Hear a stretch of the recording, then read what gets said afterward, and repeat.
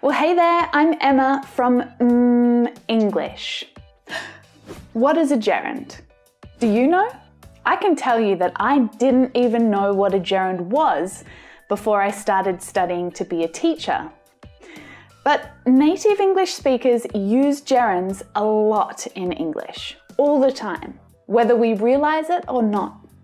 So it's important that you understand them too, and in today's lesson, I'm going to show you how.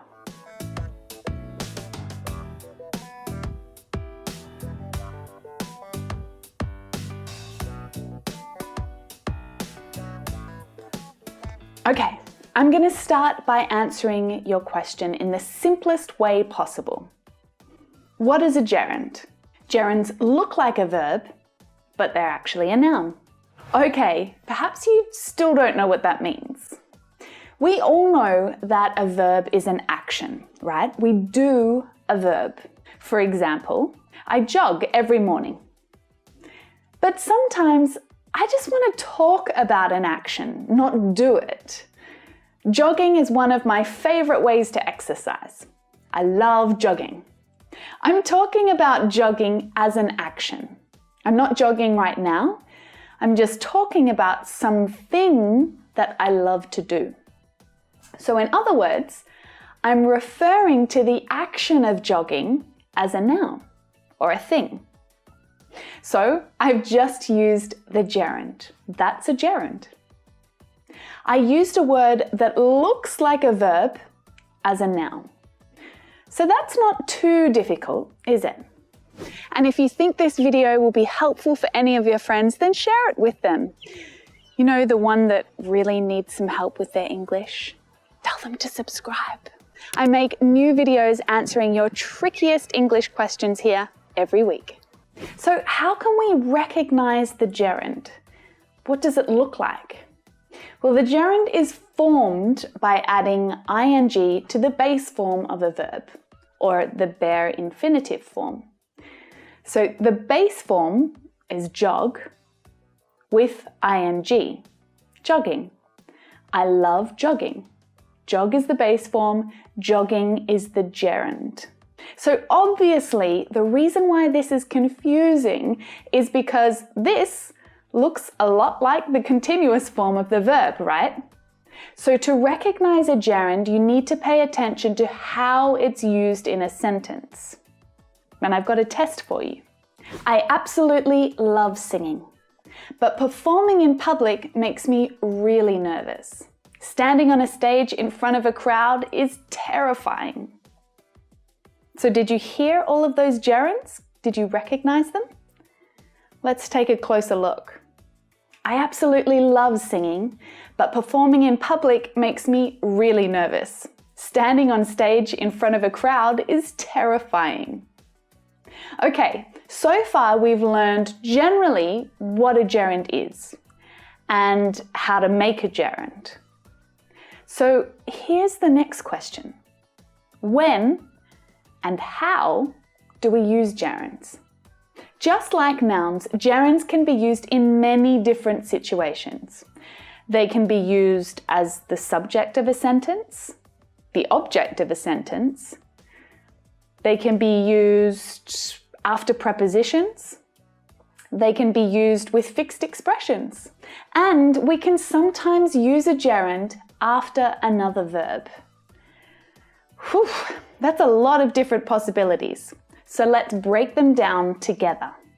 Firstly, you can use a gerund when you want to use a verb as the subject of a sentence or a phrase. Volunteering is a great way to give back to your community. Eating fruits and vegetables is important for a healthy diet. Studying gerunds doesn't have to be frustrating. Okay, so now it's your turn. I want you to write a sentence in the comments below this video to practice. Tell me, what can be frustrating? Or, what else is important to your health? Write a sentence, write an answer to that question in the comments below this video and make sure you're using a gerund, not just a noun. We're practicing gerunds today, right?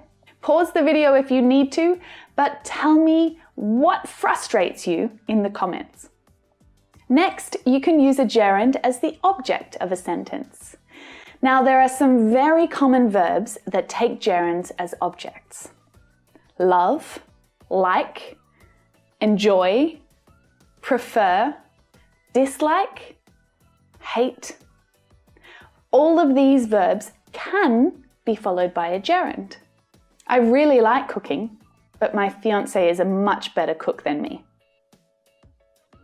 She really enjoys taking pictures of sunsets. I prefer buying meat from my local butcher. Okay, it's your turn now.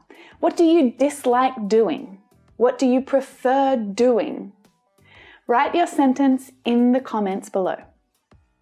When you see a verb after a preposition, it's actually often a gerund. You remember prepositions, right? I talked about them here in this lesson if you need a refresher. They're words like on, at, in, under, behind, without. She walked out of the room without saying a word. And so these rules about prepositions include expressions that end in prepositions, like in spite of. In spite of training for years, she got knocked out of the tournament in the first round. There's no point in. There's no point in taking your jacket. It's really hot outside. Fed up with. I'm fed up with asking you to be quiet. There are some really common expressions that are followed by gerunds too. Really, you do just need to memorize these ones, like can't help. I can't help being a perfectionist. Can't stand. I can't stand working with people who always show up late. It's no use. It's no use leaving a message. She never calls back anyway. To be worth. It's not worth spending so much money. These are all really common expressions that are followed by a gerund. And guess what? It's your turn again. It's your turn to write a sentence. What are some of the things that you can't stand doing? Write it in the comments below. Now, you may also see gerunds used after another verb. Now, some verbs can be followed by a gerund or the to infinitive. And this can be a little confusing because actually choosing one or the other can change the overall meaning of a sentence. Because in one sentence, the word is a noun, and in the other, it's a verb. So for example, I'll never forget driving along the coast of Sicily. It was truly stunning. Don't forget to take your grandma to the supermarket. I've actually opened a can of worms there. So I've made an extra lesson, a separate lesson about gerunds and infinitives, and you can watch it right here on the English channel next week. It's going to be my next lesson, so I'll go over more details about the difference between infinitives and gerunds in that lesson. Make sure you subscribe so you don't miss it. So let's practice what we've learned already in this lesson. I want you to find the gerund in each of the examples that I'm about to put here and tell me, is it being used as a subject, an object, after a preposition, or with an expression? It's no use avoiding him. He'll keep asking you until you say yes.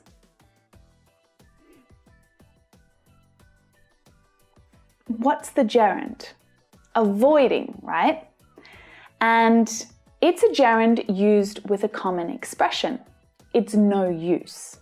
It's no use avoiding. It's no use asking. Do you feel like watching a horror movie or a romantic film?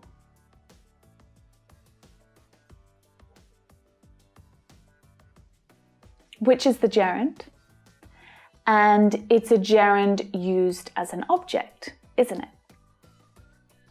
Not realizing that one of my kids is sick is one of my biggest fears. So the gerund is realizing, and it's a gerund used as a subject. In spite of being injured, she still managed to finish the marathon. So the gerund is being, and it's a gerund used after a preposition. So do you feel a little more confident about gerunds now? I'm going to go down into the comments and check your sentences now so I can make sure that you've been using your gerunds correctly. And for all of those other pesky English topics, make sure you subscribe to the English channel. I cover new topics and tips every week, just like these ones. I'll see you in the next lesson.